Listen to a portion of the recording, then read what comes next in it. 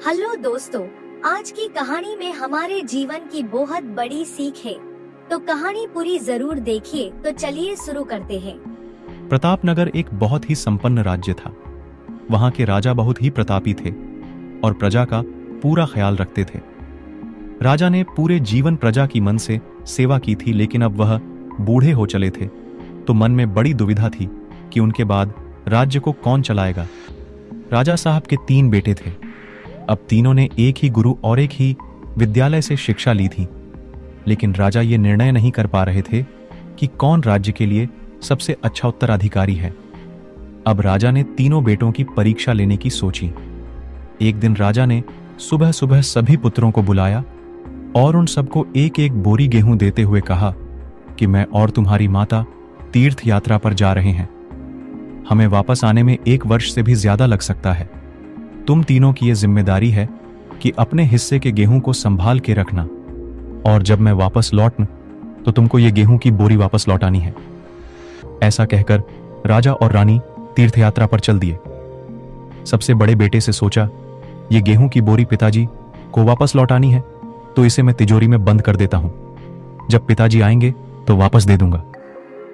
यही सोचकर उसने गेहूं की बोरी तिजोरी में रखवा दी ताकि एक दाना भी इधर उधर ना हो। दूसरे बेटे से सोचा कि तिजोरी में तो गेहूं सड़ जाएंगे, मैं इन गेहूं को खेत में डलवा देता हूं, जिससे गेहूं की अच्छी फसल होगी और पिताजी को एक बोरी की बजाय कई बोरी गेहूं दे सकूंगा।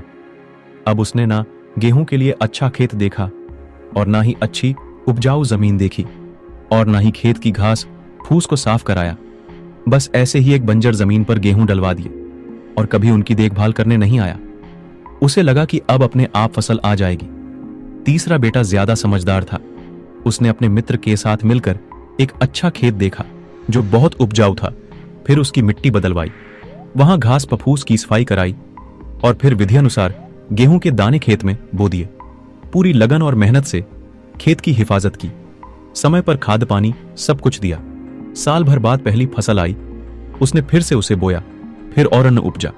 खेत खलिहान लहलहाने लगा। राजा यही कोई 3 वर्ष बाद वापस आया। तीनों पुत्रों को देखकर बड़ी प्रसन्नता हुई। साथ ही मन में इच्छा थी ये जानने की कि बेटों ने गेहूं के साथ क्या किया। पहले पुत्र ने जैसे ही तिजोरी खोल के दिखाई, अंदर से बहुत बुरी बदबू आ रही थी। सब कुछ सड़कर राख हो चुका था। पिता ने कहा, यह अन्न है जिससे हम सबका जीवन चलता है और तुम इसकी देखभाल नहीं कर पाए। तुम क्या राज्य संभालोगे? अब दूसरा बेटा पिता को उस जगह पर ले गया जहां उसने गेहूं को डलवाया था। वहां जाकर देखा तो जंगल था। बड़ी बड़ी घास फूस खड़ी थी। गेहूं का तो नामो निशान ही नहीं था। राजा बहुत नाराज हुआ और उसे भी राज्य का उत्तराधिकारी बनाने से मना कर दिया। अब तीसरा पुत्र पिता को अपने खेतों पर ले गया। वाह, दूर से ही एक अलग खुशबू आ रही थी। गेहूं की फसल लहलहा रही थी।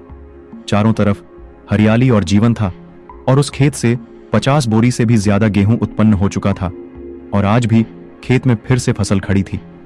राजा का मन देखकर बहुत प्रसन्न हुआ और राजा ने तीसरे बेटे को अपने राज्य का उत्तराधिकारी बनाने का निर्णय लिया। दोस्तों, उस राजा की तरह भगवान ने भी हमें कुछ गेहूं संभाल के रखने को दिए हैं। वो गेहूं है हमारा जीवन, जिसे हम बेकार के कामों में नष्ट कर देते हैं।